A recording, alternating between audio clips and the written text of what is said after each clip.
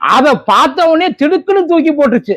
எப்படிரா, ஏன்டா எவனாச்சும் ஒருத்தர் இப்படி கிளம்பிடுறாங்க சார். ஒண்ணு இந்த எக்ஸாம் எழுத போறப்ப கிளம்பிடுறாங்க, இல்லாட்டி எலெக்ஷனுக்கு இப்ப கிளம்பிடுறாங்க.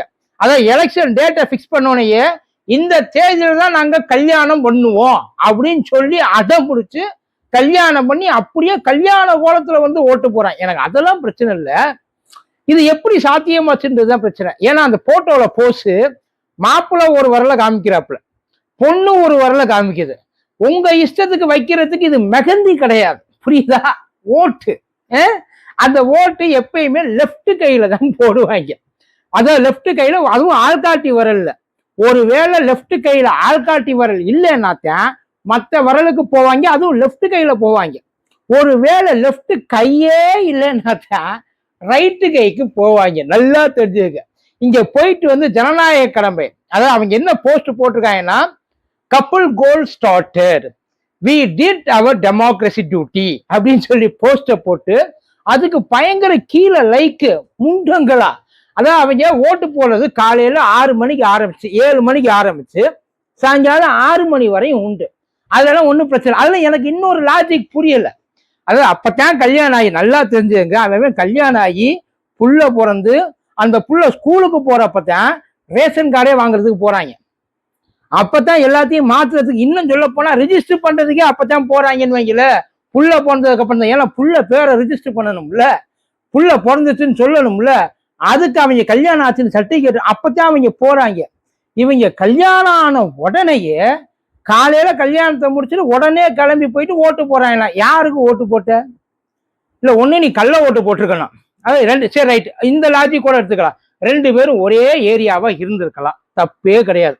அவங்க 2 பேரும் போயிருக்காங்க. ஏன்டா உங்களுக்கு அந்த மாலையை மாத்துறதுக்கு கூட வர டைம் கிடைக்கல? இல்ல நான் தெரியாம அந்த மாலையை மாத்துறதுக்கு அதுக்குள்ள ஓட்டை வந்து மூடிடுவாங்களா என்ன, பூத்தை க்ளோஸ் பண்ணிடுவாங்களா என்ன? போயிட்டு நிதானமா போக வேண்டியதானே. அவன் சாயங்காலம் 6 மணிக்கு போயிட்டு உட்காந்து டோக்கனை வாங்கிட்டு எல்லாம் போட்டு வந்திருக்காங்களா? இதை எதுக்கு இந்த விளம்பரம் நான் தெரியாம தான் கேட்கிறேன். ஐயா, நீங்க ஒரு விழிப்புணர்வுக்காக நீங்க செய்யறதெல்லாம் வேற, இது விழிப்புணர்வுக்கு இல்லை, இது முழுக்க முழுக்க விளம்பரம். அதாவது அன்னைக்கு உங்களை எல்லாரும் பார்த்து சார, முதல்ல இந்த விஷயம் உண்மையா என்னன்றது தெரியல, கூடுமான வரைக்கும் பொய்யாத்தான் இருக்கும். ஒருவேளை உண்மையா இருக்கிற பட்சத்துல யோசிச்சு பாருங்களேன், எந்த கையை காட்டுறது? அது வந்து அப்ப நீ ஓட்டு போடவே இல்லை, இந்த படம் பார்க்காம ரிவ்யூ பண்ணிட்டு போவாங்க பத்தியெல்லாம். அதே மாதிரி இது பூர்த்திக்கே போகாம ஓட்டு போட்டேன்னு சொல்லி ஸ்டேட்டஸை மட்டும் போட்டு வச்சிருந்திருக்கு. அதான உண்மை. இன்னும் எத்தனை பேர் இந்த மாதிரி எவ்வளவு பேர் கிளம்பிட்டு இருக்கீங்கன்றது தெரியல.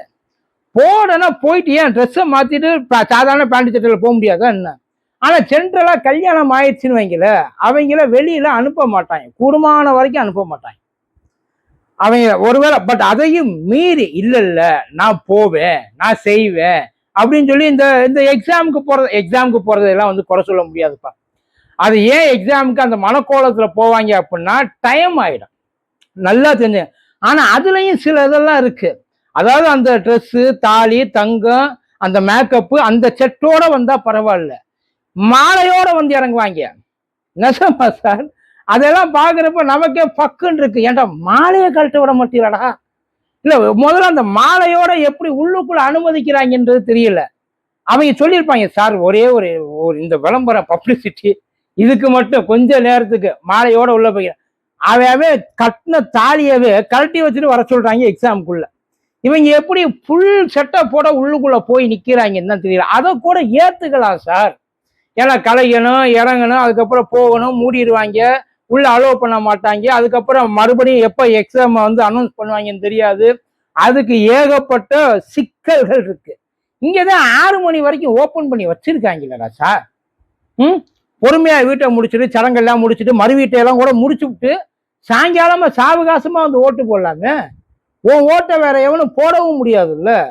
ஒருவேளை போட்டு அதை நீ அப்ப வந்து கேட்கலாம், இதே நான் கல்யாணம் முடிச்ச கையோட வந்திருக்கிறேன்டா, எனக்கு ஓட்டு இல்லைன்னு சொன்னா என்னடா நியாயம்? நான் பாரு, எனக்கு எவ்வளவு முக்கியமான வேலையெல்லாம் இருக்காங்க, அதெல்லாம் விட்டு நான் இன்னைக்கு இங்க வந்து உட்கார்ந்து இருக்கிறேன்னா அதுக்கு காரணம் என்னைய மீறி யாரையும் என் ஓட்டை போட்டக்கூடாதுன்ற அந்த ஒரு விஷயம் அப்படின்னு நீங்க பேசி பண்ணியிருந்தா பரவாயில்ல. உண்மையிலேயே இவங்களுக்கு அந்த ஜனநாயகத்துக்கு மேல அவ்வளவு, இதுக்கு முன்னாடி இந்த 2 பூத்துக்கு போயிருக்குன்னு நினைக்கிறிய? எலெக்ஷனை பத்தி ஏதாச்சும் தெரிஞ்சிருக்குன்னு நினைக்கிறிய? வேட்பாளரை பத்தி ஏதாச்சும் விவரம் தெரிஞ்சிருக்கும்னு நினைக்கிறியா? இவங்களுக்கு இந்த தேர்தலை பத்தி கொஞ்ச நாள் இது வரைக்கும் நடந்த தேர்தலை இதெல்லாம் நடக்குது. யோசிச்சு பாருங்களே, எங்கேருந்து கிளம்பி வரான்னு தெரியல. ஆனா யோசிச்சுப்பேன், இதை விட்டா நமக்கு வேற பப்ளிசிட்டி கிடைக்காது. நம்ம ஒரு ரெக்கார்ட் பண்ணணும் இல்லையா? அந்த ரெக்கார்டு நம்மளோட அந்த கல்யாண நாள் நினைவு நாளாக மாறணும். அதாவது வருஷம் அதாவது நமக்கு நம்ம இதை செஞ்சோம் அப்படின்னு சொல்லிட்டு எல்லாருக்கும் தெரியும். ஏரியாக்குள்ள இவர் தாப்பா கல்யாணத்து அன்னைக்கு எலெக்ஷனுக்கு ஓட்டு போட்டவர், இல்லாட்டி எலெக்ஷன் அன்னைக்கு கல்யாணத்தை வச்சுட்டு கல்யாண கோலத்தோட போய் ஓட்டு போட்டவர், ஊருக்குள்ள போறப்ப வர்றப்ப எல்லாம் சொல்லி எல்லாருக்கும் தெரிஞ்சு போயிரும்ல.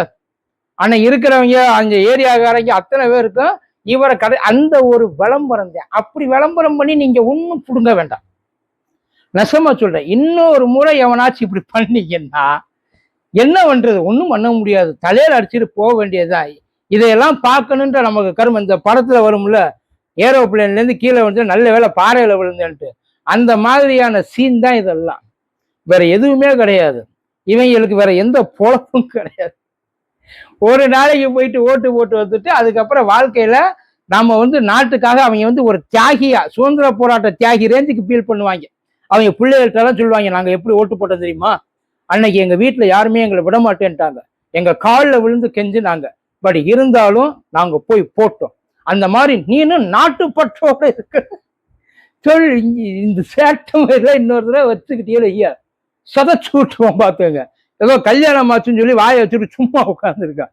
நல்லபடியா வாழ்ந்து தொலைங்க. ஏன் பல பேர் வாயில போய் விழுந்து கிடக்குறீங்க? அந்த மாதிரி எல்லாம் உண்மையிலேயே இவங்க பண்ணது நாட்டுப்பற்றுக்காக பண்ணாயலா, இல்ல இவங்க ஒரு விளம்பர இதுக்காக பண்ணாயலா அப்படின்றது நீங்களே முடியும். இதெல்லாம் பார்க்கறப்பதான் வெறுப்பாது. ஓட்டு போடுறத ஒன்றும் தப்பு சொல்லலை. அந்த ஓட்டு போடுறத கொஞ்சம் இது பண்ணாம என்ன, அதாவது நீங்க குளோரிஃபை பண்ணிக்கலாம், அதாவது உங்களுக்கு நீங்க நினைச்சுக்கலாம். எல்லாரும் எங்களை பார்க்கணும், எல்லாரும் எங்களை பத்தி பேசணும்.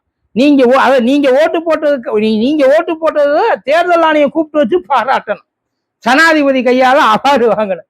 அப்படிலாம் நினைச்சுக்கிட்டு நீ செஞ்சேன்னு வச்சுக்கைய, அந்த ஒரு ஓட்டே வேண்டாம். அந்த ஓட்டு போச்சுன்னு நினைச்சுக்கோம்டா. செல்லாத ஓட்டா வேற எவனோ ஒருத்தன் கூட போட்டு போயிடாட்டா.